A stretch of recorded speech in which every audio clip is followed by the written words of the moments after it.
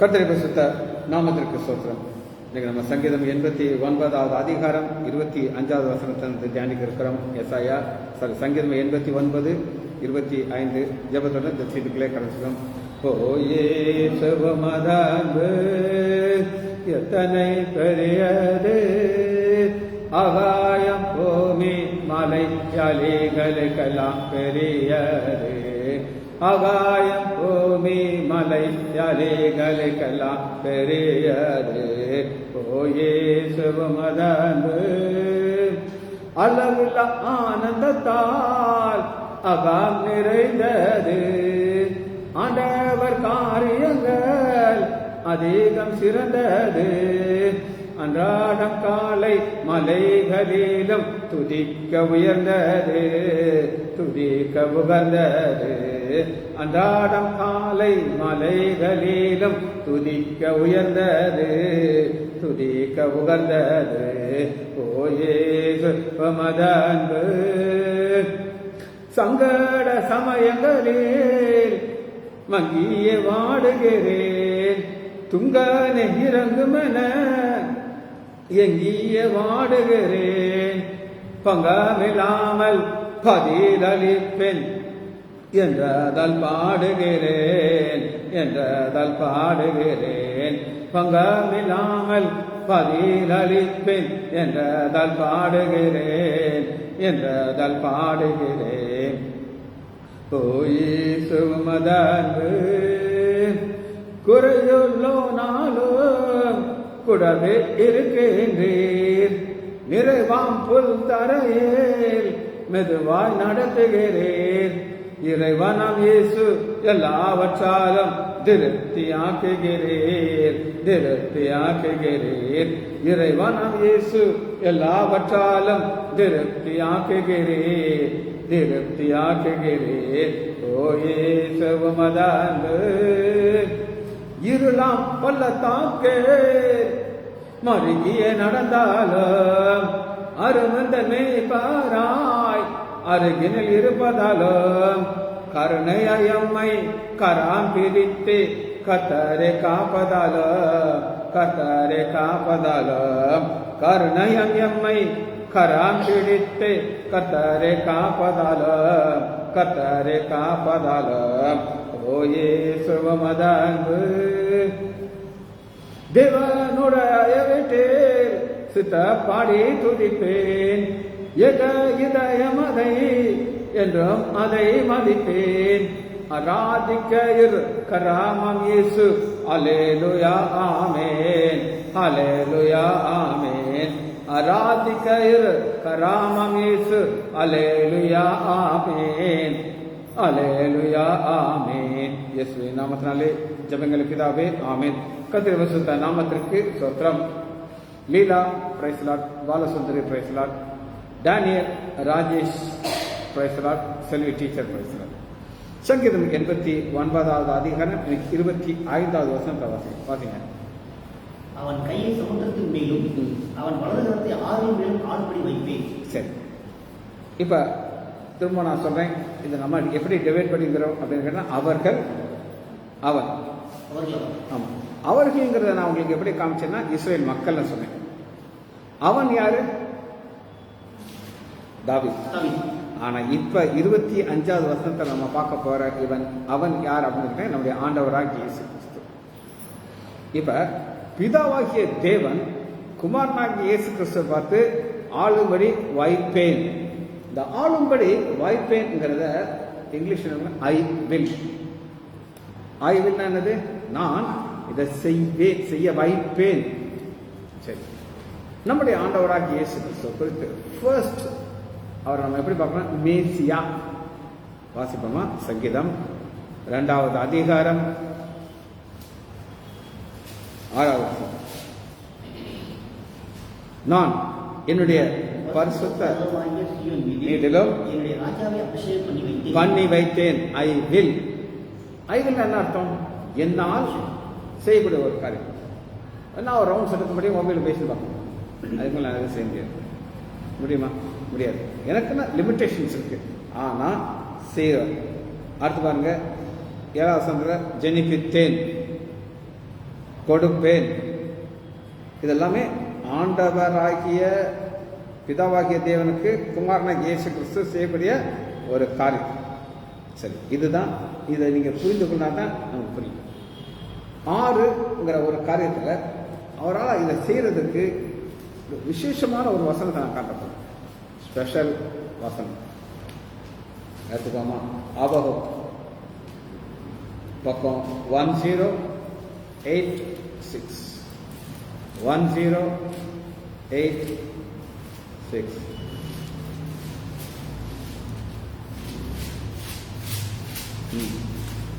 பக்கம் 1086 3வது அதிகாரம். கர்த்தர் நதியின் மேல் கோபமா இருந்தாரோ, தேவரீர் உம்முடைய குதிரைகள் மேலும் ரட்சிப்பை உண்டாக்குகிற உம்முடைய ரதத்தின் மேலும் போது. இப்ப கோபம் எது மேல காட்டுறாரு அவரு? நதி மேல. கோபத்தை எது மேல காட்டுறாரு? சமுத்திரத்தை. நம்மளால இப்படி ஏதாவது செய்ய முடியுமா? என்ன ஆகாது, அது வேலைக்காகாது. அதான் கரெக்டான வார்த்தை. இப்ப ஆண்டவர் செங்கடலை 2 பிளக்கிறாரு, அதனுடைய வல்லமையை காட்டுறது. 9 கோத்திரங்களும் ஆணையிட்டு கொடுத்த வாக்கின்படியே உம்முடைய வீடு நாணையிட்டப்பட்டதாக விளங்கினது. நீ பூமியை பிளந்து பூமியை பிளந்து. அப்ப அவரை நம்ம எப்படி பார்க்கணும்? கிரியேட்டரா பார்க்கணும். கிரியேட்டர் என்னங்க? உண்டு பண்ணினான். அவருக்கு தான் அது மேல அதிகாரம் இருக்கு. புரியுதா? ஒரு சின்ன கதை சொன்ன அப்பதான் அது புரியும். ஒரு கார் ஒருத்தர் வாங்கி அதை ஓட்டிட்டு போயிட்டே இருக்காரு. திடீர்னு அது நின்றுச்சு. அவர் ஒரு இன்ஜினியர். யாரு? அந்த காரை ஓட்டுறவர். அவரும் திறக்கிறாரு, பார்க்கறாரு, இறங்குறாரு, பண்றாரு. ஒன்றும் ஒரு பிரயோஜனம் இல்லை. பக்கத்தில் ஒரு கார் வந்து நிற்குது. அவர் அப்படியே வந்து, கேன் ஐ ஹெல்ப் யூ, நான் உங்களுக்கு உதவி செய்யட்டான்னு கேட்குறேன். நான் ஒரு இன்ஜினியர், நீ யாரியா? ஒரு வயசான ஆளை அப்படின்ட்டு, நீங்கள் இவ்வளோ நேரம் ட்ரை பண்ணீங்க, நான் உங்களுக்கு பண்ணுறேன்ட்டு லேசாக ஒரு ஓட்டத்தை திருக்குறாரு. சரியாச்சு. அவருக்கு ஆச்சரியம். நீங்கள் யாருன்னு கேட்குறாரு. ஃபோர்டு என் பேர். என்னது? Ford owner. நான் தான் இந்த இதை பிளான் பண்ணேன். இது நான் தான் உண்டாக்குனது. நான் தான் ஃபோர்டு. இது என்னுடைய மேனுஃபேக்சர். எனக்கு தெரியும் என் காரில் என்ன. அவர் சொல்றாரு, நீ இன்ஜினியர், நீ இதை கொஞ்சம் படிச்சிருக்கிற, உனக்கு ஓரளவு தெரியும். ஆனால் நான் தான் யாரு? கிரியேட். அங்கதான் சொல்றாரு. பாருங்க ஆண்டுடைய வல்லமை இன்னும் பாருங்க. 10 பர்வதங்கள் உண்மை கண்டு நடுங்கின, ஜலம் பிரவாகித்து கடந்து போயிடுச்சு, ஆடி இறைந்தது, அது கையில் உயிரை இழுத்தது. அடுத்து சந்திரனும் சூரியனும் தங்கள் மண்டலத்தில் நின்றன, உமது அம்புகளின் ஜோதியிலும் உமது ஈட்டியினுடைய மின்னல் பிரகாசம் நடந்தது. சரி, இது எல்லாமே ஏன் இது ஒரு ஸ்பெஷலான வார்த்தை அப்படின்னு நான் காட்டினா, இது நதி இருக்குது. என்ன இருக்குது? நதி இருக்குது, ஆழி இருக்குது. எல்லாமே ஆண்டவர் உண்டு பண்ணனா நம்ம பார்க்குற இது ஃபுல்லாக இதில் இருக்குது. இதை ஒரு கையை வச்சுக்கிட்டீங்க. இப்போ வாசிங்க. அவன், இந்த அவன்கள் நம்முடைய ஆண்டவராக இயேசு கிறிஸ்து கையை சமுத்திரத்தின் மேலும் அவன் வலது கரத்தை ஆறுகளிலும் ஆளும்படி செய்தான். என்ன செய்தான்? ஆளும்படி. சரி, இதை ஆண்டவர் இதுக்கு ஒரு விசேஷமான ஒரு பவரை கொடுக்குறார் பிதாவாகிய தேவன். சங்கீதம் 72வது அதிகாரம் 8வது சங்கீதம் 72. சமுத்திரத்தில் தொடங்கி மறுசமுத்திரம் வரைக்கும், நதி தொடங்கி பூமியின் எல்லைகள் வரைக்கும் சரிங்களா? ஒரு சமுத்திரம், அடுத்த நதி, பூமி எல்கி அவர் அர்த்தம். அவருக்கு இந்த ஒரு பவரை பிதாவாகிய தேவன் அவருக்காக கொடுத்துருக்கிறார். புரியுது அவங்களுக்கு? இதெல்லாம் நீங்க தெரிஞ்சாதான் அந்த வசனம் புரியும். இல்லைன்னா வசனம் புரியாது. சரி, அடுத்து பாருங்க. இது ஆளுகளை 2 வகையான ஆளுகை. ஒரு ஆளை ஹிட்லர் அப்படின்னு ஒரு மனுஷன் கேள்விப்பட்டிருக்கீங்களா? ஹிட்லர் கொடுங்கோலன். அவன் ஆளுகையில் எல்லாருக்கும் பயம் இருக்கு, மரண பயம். இப்படி பல கொடுங்கோலர்களை பார்க்கலாம். Mussolini extra extra extra. உகாண்டால ஒரு ராஜா இருந்தான், இடியம். அவன் என்ன செய்வான் தெரியுமா? மனுஷன தலையை வெட்டி வச்சு அதை சமைச்சாவும். அங்க சமாதானம் இருக்குமா? இருக்காது. இப்ப நம்ம இங்க பார்க்குற ஆளுகைக்கு ஒரு முன் அடையாளமாக நம்ம யாரை பார்க்கறோம்னா, ஒரு ராஜா. 1 ராஜாக்கள் 4வது அதிகாரம் 20வது. சாலமோன் ராஜா நம்முடைய ஆண்டவராக இயேசு கிறிஸ்துக்கு ஒரு முன் அடையாளம். ஒரே ஒரு காரியத்தில் முன்னாடி வாசிங்க பார்ப்போம். 4:20 4:8 யூதாவும் யூதாவும் இஸ்ரவேலும் கடற்கரை மண்டலத்தில் ஏராளமாக இருந்தது. போதும். இது என்ன இன்னும் யாராவது உங்களால் சொல்லுங்க. இது பார்த்தோம் உங்களுக்கு என்ன ஞாபகம்? கடற்கரை மணல் அத்தனை என்ன முடியாத அதான் ஆபிரகாமுக்கு ஆண்டவர் கொடுத்த வாக்குத்தத்தம். ஆமா, ஆளே கிடையாது. ஆனா இதுங்க நடந்து முடிஞ்சிருச்சு. இருக்கா? அடுத்த வாசிங்க. புசித்து குடித்து மகிழ்ந்து கொண்டிருந்தார். புசித்து குடித்து மகிழ்ந்து. சரி, அடுத்து பாருங்க 21 நதி தொடங்கி இருக்கா? இந்த நதியை தான் நம்ம அங்க கனெக்ட் பண்ணோம். அந்த நதி இங்க எது பார்க்கறோம்னா வாசிங்க பார்ப்போம்.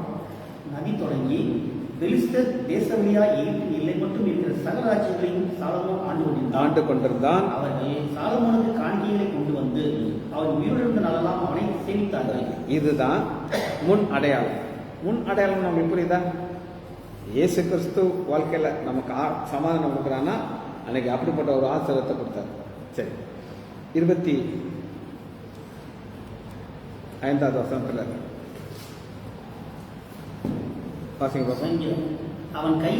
அவன் வலது கரத்தை ஆறுகள் மேலும் 6 மணி இந்த வலது கரங்கிறது என்ன அப்படின்னா பவர் ஹேண்ட். இப்போ நமக்கு ரைட் ஹேண்ட் தான் பவர் ஹேண்ட்.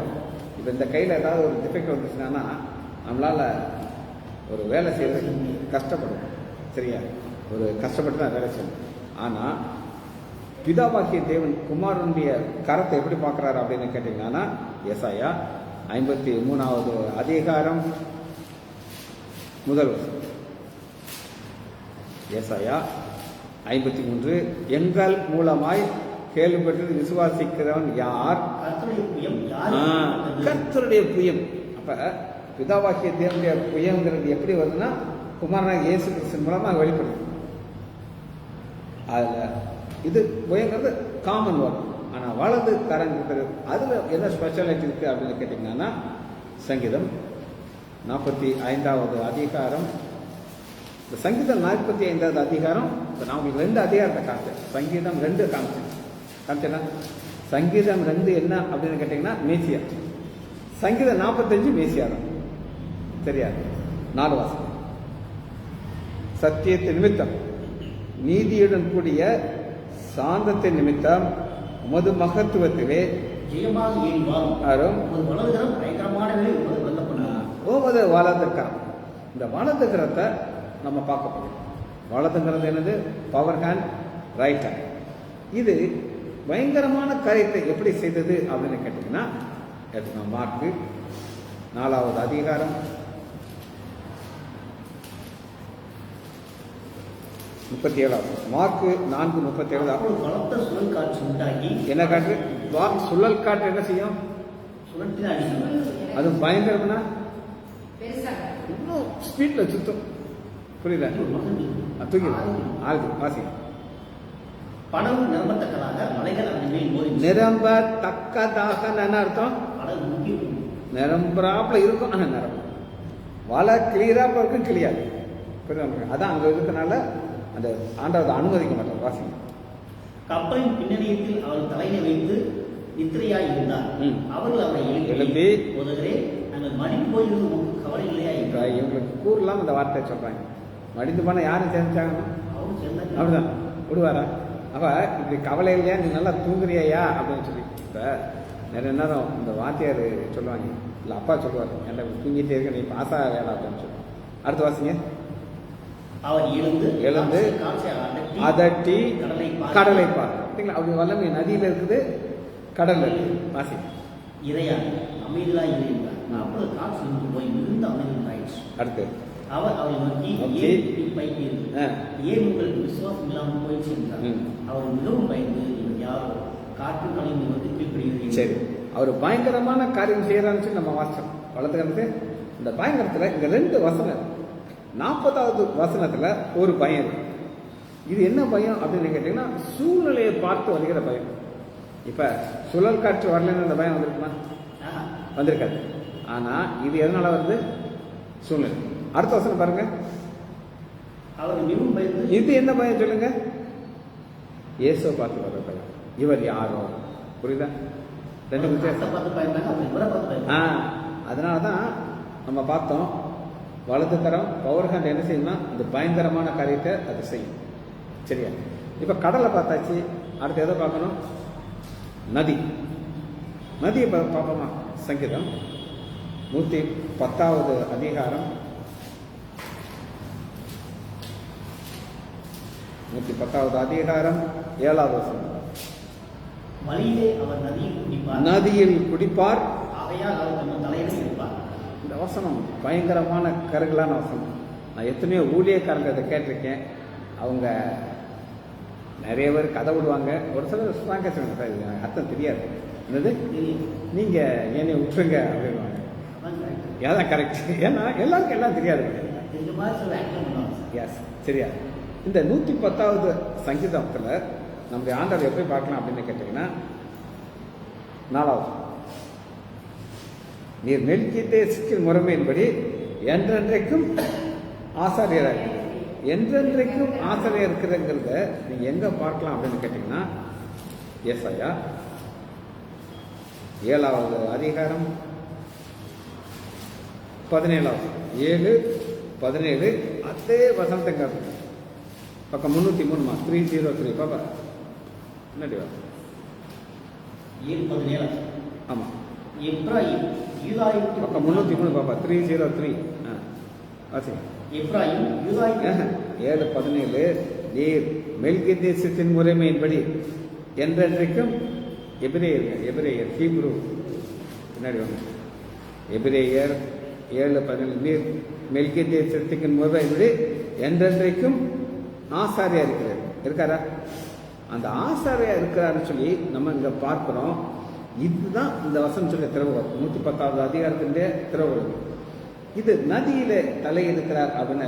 இப்போ ஒரு நதியை பார்க்கணும்ல, நதியை பார்த்தா தானே அதை நம்ம அதை உறுதி பண்ண முடியும். வாசிப்போமா, நதியுடைய பேரை கட்டுறேன். யோவான் 18வது அதிகாரம் 1 வசனத்துல அந்த நதியுடைய பெயர் இருக்கிறது. யோவான் 18:1 இயேசு இவளை சொன்ன பிறகு தம்முடைய சீஷர்களோடு கூட கெதரோன் என்னும் ஆற்றுக்கு போகிறார். இந்த கெதரோன்கிற ஆற்றுக்கு அப்புறம் போறாருன்னா இருக்கா, கண்டுபிடிச்சிங்களா? அப்புறம் போறாருன்னா அவர் நேரம் எங்க போறாரு உங்களுக்கு தெரியுமா? சிலுவைக்கு போறாரு.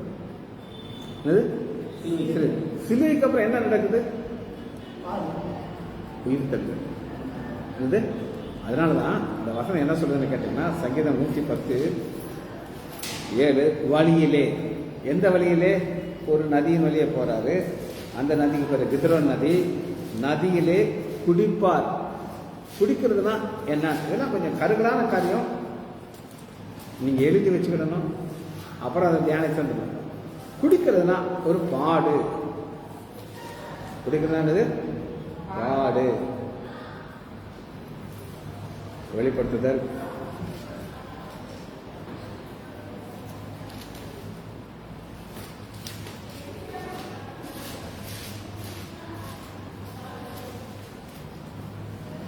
பன்னிரெண்டாவது அதிகாரம் 12:15 அப்பொழுது அந்த ஸ்திரீயை, இந்த ஸ்திரீங்கிறது சபை, வெள்ளம் கொண்டு போகும்படி பாம்பானது தன் வாயிலிருந்து ஒரு நதி. இந்த நதிங்கிறது என்னன்னா ஒரு பாடு. சரியா? அது 7:16 பூமியானது அப்ப ஆண்டவர் வந்து ஒரு பாடு வழியா போகும்போது அங்கிருந்து ஒரு ரிலீஃபையும் சேர்த்து கொடுக்குறாரு. புரியுதா? அது போல ஆண்டவரை உங்களுக்கு கஷ்டம் தான் நான் படிக்கிறேன், படிங்கிறேன். கஷ்டம் இல்லை இல்லை, உங்களுக்கு கோயிலில் படிக்கணும்னு ஆசையா இருக்குல்ல, அங்கே படிங்க. அதாவது பரத்திலிருந்து வந்தால் தான் ஒன்று கிடைக்கும். சரியா? ரைட். இப்போ உங்களுக்கு நான் திரும்ப சொல்றேன், ஒரு நதியை பார்க்குறோம். அந்த நதியில் அவர் என்ன செய்யறாரு? இது மரணம் உயிர்த்தெழுதல் எழுதிப்பாங்க, ஒரு தியானிச்சு பார்க்கணும். சரி, அடுத்த வருஷம் ஒரே வருஷம் இவ்வளோ நேரம் ஆகிடுச்சு. 26 வருஷம். நீர் என் பிதா, அவரை நோக்கி தேவன் என் ரட்சிப்பின் கண்மலை என்று. அப்ப 3 வகையில குமாரனாகி இயேசு கிறிஸ்து பிதாவை பார்க்கிறார். ஃபர்ஸ்ட் என்ன சொல்றாரு? பிதா. பிதாவுங்கிறது ஒரு உறவு. நமக்கு குட்டி பிள்ளையா இருக்கும், ஒன்றுமே தெரியாது. அம்மா சொல்லுவாங்க, இதான் அப்பா, அப்பாவை பாரு, அப்பாவை பாரு, அப்பா. யார் சொல்லி கட்டணும்? அம்மா சொல்லணும். அதுபோல் இங்கே இயேசு கிறிஸ்து அந்த உறவை காட்டுறாரு. லூக்கா 11வது அதிகாரத்தில் சீஷர்கள் கேட்குறாங்க, எங்களுக்கு ஜெபம் பண்ண சொல்லித்தாங்க அப்படின்னு. அப்போ சொல்லித்தர 2வது அதற்கு அவர், நீங்கள் ஜெபம் பண்ணும் பொழுது பரலோகத்தில் இருக்கிற எங்கள் பிதாவே. ஃபர்ஸ்ட் காமிச்சுன்னா பிதாங்கிற உறவை காமிச்சாச்சு, நம்பர் 1. 2வது என் தேவன். என் தேவன்ங்கிறத நீங்கள் எங்கே பார்க்கலாம் அப்படின்னு கேட்டிங்கன்னா, மார்க் எடுத்துக்கோங்க 14வது அதிகாரம் 34வது 14. அப்பொழுது அவர், என் ஆத்மா மனம் கேள்வாக துக்கம் கொண்டிருக்கிறது, நீங்கள் இங்கே தங்கி விழித்திருங்கள் என்று சொல்லி சற்று அப்புறம் போய் தங்களை விழுந்து அந்த வேலையை தம்மை விட்டு நீங்கி போகக்கூடுமானால் அது நீங்க வேண்டும் என்று வேண்டிக் கொண்டு, அப்பா பிதாவே, எல்லாம் உம்மாலே போடும், இந்த பாத்திரத்தை நடுவில் எடுத்து போடும், ஆனால் என் சித்தத்தபடி அல்ல, உங்களுடைய சித்தத்தபடி. பிதாவுடைய சித்தத்தோடு வாழ்கிறது ஆண்டவராக இயேசு கிறிஸ்துவின் ஒரு வாழ்க்கை. சிலர் அறையப்பட போறோம், பாடுபட தெரியுமா டைம் அப்படியே சார் பிதாட்ட கேட்கிறாரு. பிதான்னு அப்படியே பிதாட்ட கேட்கிறாரு, பாத்திரம் அதுங்க. அதுக்கு நான் ஆன்சர் சொல்றேன். இப்போ உங்கள் மேலே நீங்கள் தப்பை செய்யணும், நிறையா உங்கள் மேலே வருது. நீங்கள் என்ன செய்வீங்க? இதுலேருந்து எப்படியாவது நம்ம வெளியில் வந்துடணும்னு நினைப்போம், வெளியில் வரணும். ஆனால் ஆண்டவராகிய இயேசு கிறிஸ்துக்கு இதுதான் அவர் போண்டிய பாதை. இப்போ அந்த பேக்ரவுண்ட் காமிச்சேன். இப்போ 15வது அதிகம் மார்க் 15:34. என் தேவனே, என் தேவனே. முதல்ல பிதாங்கிற வார்த்தைக்கு காமிச்சிட்டேன். இப்போ என்ன பார்க்கணும்? என் தேவனே. 3வது கண்மலை. சரியா? கண்மலைன்னா யார் கண்மலைன்னு நம்ம காட்டுறோம். 1 கொரிந்தியர் 10வது அதிகாரம் 4வது. அந்த கண்மலை கிறிஸ்துவ. பிதாவை காமிச்சிட்டேன், தேவனை காமிச்சாச்சு. அடுத்து 3வது யாரு? கண்மலை. ஸோ அந்த 3ஐயும் இங்கே நம்ம பார்க்குறோம். அவன் ஆண்டவராகிய இயேசு கிறிஸ்து, என்னை நோக்கி நீர் என்னுடைய பிதா, என் தேவன், என் ரட்சிப்பின் கண்மலை. சரி, இது 26வது வருஷம். 27வது வருஷம் நான் உங்களுக்கு காட்டுறேன். நான் அவனை எனக்கு முதற் பேரானவனும் பூமியின் ராஜாவுக்கு முதற் பேரானவர் அப்படின்னா எங்க பார்க்கணும்னா ரோமர் எடுத்துக்கோங்க 8வது அதிகாரம் 29. இதான் முதற் பேரானவர். இல்லை, தம்முடைய குமாரன் அநேக சகோதர பிள்ளை. ரோமர் 8:29. நம்முடைய குமாரன் அநேக சகோதர பிள்ளை முதற் பேரானாய் பொருட்டு தேவன் எவரை கொடுத்தாரோ அவரை தமது முதற் பேரானவர்ங்கிறது இதில் ஒரு கை வச்சுக்கோங்க, இதை விட்டுறக்கூடாது. யோவான் 3வது அதிகாரம் 16வது பாருங்க. தேவன் தம்முடைய ஒரே பேரான குமாரன். 3:16 என்ன சொல்லுது? ஒரே பேரான குமாரன். ஆனா ரோமர் என்ன சொல்லுது? ஒரே குமாரன், முதற் பேரானவர். 2 வித்தியாசம் கேட்டா. சிலுவைக்கு போறதுக்கு முன்னாடி பிதாவாக்கிய தேவனுக்கு எத்தனை பிள்ளைங்க? ஒண்ணுதான், அது குமாரனாகிய இயேசு கிறிஸ்து, ஒரே பேரானவர். சரியா? இப்ப இந்த ரோமர் 8வது வரும்போது சிலுவையில அவர் ஜெயிச்சிட்டாரு. நம்மெல்லாம் அவருக்கு என்னதாயிட்டோம்? சகோதரர்கள் ஆயிட்டோம். அதனால அவர் முதற் பேரன். ஃபர்ஸ்ட் ஒரு உதாரணத்துக்கு நான் சொல்றேன். எனக்கு சிட்டினாங்கிற ஒரு பிள்ளை இருக்க. சரியா? எத்தனை இருக்கா? இப்ப வரேன், என் மக எங்க அப்படின்னு கேட்குறேன். சொல்லுவாங்க, இங்கே உட்காந்துருக்கா, படிச்சுக்கிட்டு இருக்கா சொல்லுவாங்க. இப்போ 8 பொம்பளை பிள்ளை இருக்கு. எத்தனை? என் பிள்ளை எங்க என்ன சொல்லுவாங்க? எந்த பிள்ளைங்க? 8 பத்தே போட்டிருக்க, எதை கேட்குறேன்னு சொல்லுவாங்க. இப்போ ஒரே பேரானது முதல் பேரான வித்தியாசம். இயேசு கிறிஸ்து யோவான் 3வது அதிகாரம் 16வது வசனத்துல ஒரே பேரான. சிலுவைக்கு அப்புறம் நம்மளாம் என்ன ஆயிட்டோம்? சாரி. அதனால அதைத்தான் இங்க அவர் காட்டுறாரு, என் முதல் பேரானவர் இருக்கா. 89:21. அடுத்து பூமியின் ராஜாக்களை பார்த்து மகா உயர்ந்தவனாக்கு. மகா உயர்ந்ததுன்னா என்னென்ன பார்த்து இதை முடிக்கிறது. இப்ப மகா உயர்ந்ததை இப்ப நான் உங்களுக்கு எப்படி சொல்லித்தரப்பேன்னா, நாமம். பிலிப்பியர் 2வது அதிகாரம் 11வது வசனம். பிதாவாகிய தேவனுக்கு மகிமையாக இயேசு கிறிஸ்து கர்த்தர் என்று நாவுகள் யாவும் அறிக்கை பண்ணும்படிக்கு எல்லா நாமத்திற்கும் மேலான நாமத்தை அவருக்கு தந்தருளினார். மேலான நாமம். அப்ப இந்த வசனம் எவ்வளவு ஒரு ஆழமான வசனம் அப்படின்னு கேட்டீங்கன்னா, நமக்கு 3 கடவுள்கள் இருக்காங்க. அது 1 3 பிதா குமாரன் பரிசுத்த ஆவியானவர். இப்ப பிதாவுடைய நாமம் பெருசா, பரிசுத்தாவுடைய நாமம் பெருசா? ஒண்ணுதான். ஒண்ணுதான். ஆனா நாமத்துல மட்டும் இது மேல வந்து புரியுதா உங்களுக்கு? எதுல மட்டும் ஈக்குவல். இப்ப நான் சர்ஜரி பண்ணுவேன், தம்பி சர்ஜரி பண்ண மாட்டேன். இன்னைக்கு ஒரு சாப்பாடு என் தம்பி என்னை கூட்டிகிட்டு போய் அவர் இன்னைக்கு ஒரு ஐசியூவில் ஒரு ஸ்பெஷல் விங் ஒன்று ஓப்பன் பண்ணியிருக்காரு. எல்லாத்தையும் எக்ஸ்பிளைன் பண்ணார். நானும் பார்த்துக்கிட்டேன். எனக்கு மண்டையில் எதுவுமே ஏறாது, ஏன்னா அதை பற்றி ஒன்றும் தெரியாது. ஆனால் அது முடிஞ்சோன்னா ஒரு ஆம்லேட் பண்ணுறதுக்கு நான் ஸ்பெஷலாக அவனை செஞ்சுருக்கேன். அவனை நான் ரெடி பண்ணுறேன். கடைசி நேரத்தில் ஒரு டெஸ்ட்டு கொண்டு என்னது டெஸ்ட்டு இப்படி செய்யமா அப்படி செய்ய மாதிரி எல்லாம் பண்ணி மாதிரி. ஆமாம் சார் நல்லா இருக்கும் சார்ட்டு விமட்டுக்கிறேன். இது ஒன்று புரியுதானு கேட்டேன். எனக்கு அங்கே புரியுது, எனக்கு தலையும் புரியல. என்னமோ நீ சொல்கிறது அவளையும் செய்யறா மண்டையாச்சு. நான் சொன்னேன், நீ அந்த பில்டிங் காட்டும்போது எனக்கு ஒன்றுமே புரியல. எனக்கு அது எனக்கு ஒன்றும் தெரியாது. ஆனால் இது புரியுது புரியுது. அவ ஒன்னொன்றுக்கு ஒரு ஸ்பெஷல். பிதாவாகிய தேவன் இயேசு கிறிஸ்து ஆவியானவர் ஈக்குவல். ஆனால் இது மட்டும் ஒரு ஸ்டெப். நான் சொல்லலை, பைபிள் எப்படி சொல்லுது பாருங்க. எல்லாவற்றுக்கும் மேலானதை அவருக்கு தந்த யார் கொடுத்தா? பிதாவாகிய. இப்போ நம்ம ஆரம்பிச்சதுல இதை முடிச்சுட்டு போகிறோம். ஸ்டார்டிங்ல எப்படி நான் அதை ஆரம்பிச்சேன் அப்படின்னு கேட்டீங்கன்னா, ஆளும்படி வைப்பேன் இருக்கா 25. இது செய்தி யாரு? பிதாவாகிய குமார் இருக்கிறது. ஸோ அப்போ இயேசு கிறிஸ்து இந்த பூமிக்கு வந்து பிதாட்ட சொல்றாரு, இந்த பாத்திரம் என்னை விட்டு நீங்க கொடுமானால் நீங்க கொடும், ஆனாலும் என்னுடைய சித்தத்துக்கு முடியாது உங்களுடைய சித்தம். அப்படின்னா சித்தங்கிறது என்னது? God's plan. ஒரே ஒரு வசனம் நான் உங்களுக்கு பல முறை சொல்லியிருக்கேன். இருந்தாலும் அதை ஏன் நான் காட்டுறேன் அப்படின்னு கேட்டீங்கன்னா, ஆண்டோடைய திட்டம் காட்ஸ் பிளான்ல பல காரியங்கள் உள்ள உட்கார்ந்துருக்கு. அது குறிப்பா என்ன உட்கார்ந்துருக்கு அப்படின்னா சிலுவை. 1 பேதுரு 1வது அதிகாரம் 19 வருஷம் 1:19 பக்கம் 318 பக்கம் 318. குற்றமில்லாத மாசற்ற ஆட்டுக்குட்டியாகிய கிறிஸ்துவின் விலையேறப்பட்ட ரத்தத்தால் மீட்கப்பட்டீர்கள் அறிந்து. இது நாலேஜ். இது என்னது? நாலேஜ். ஆனா இது நமக்கு இங்க வந்த பிறகு தான் அந்த அறிவு தெரியும். நீங்க ரட்சிக்கப்பட்டது அப்புறம் இது தெரியும். நான் ரட்சிக்கப்பட்ட பிறகு பைபிளை கத்துக்கிட்டு நான் இது எனக்கு புரிஞ்சுக்கிச்சு. ஆனா இது இன்னைக்கு நேரத்தில் நடந்தது கிடையாது. 20 அவர் உலக தோற்றத்துக்கு முன்னே உலக தோற்றத்துக்கு முன்னே ஆண்டவர் இந்த ஒரு திட்டத்தை வச்சிருக்கார். அது என்ன திட்டம்? பூமியில யாரும் கிடையாது, மனுஷங்களே கிடையாது. மனுஷங்கள் வந்த பிறகு தான் என்ன வந்துச்சு? பாவம் வந்துச்சு. ஆனா மனுஷங்க வரல, பாவம் வரல, ஒண்ணுமே வரல. ஆனா ஒண்ணு வந்துருச்சு, காட்ஸ் பிளான். அது என்ன திட்டம்? சிலுவை. புரியுதா உங்களுக்கு? உலக தோற்றத்திற்கு முன்னே தமது மூலமாய் தேவனிடத்தில் விசுவாசமா இருக்க உங்களுக்காக கடைசி காட்ட வெளிப்பட்டார். இந்த இது எதுக்காகன்னா 21 விசுவாசமும் நம்பிக்கையும் தேவன் மேல் இருக்கும்படி அவரை மரித்தோர்ந்து எழுப்பி இதைத்தான் உயிர்த்தது.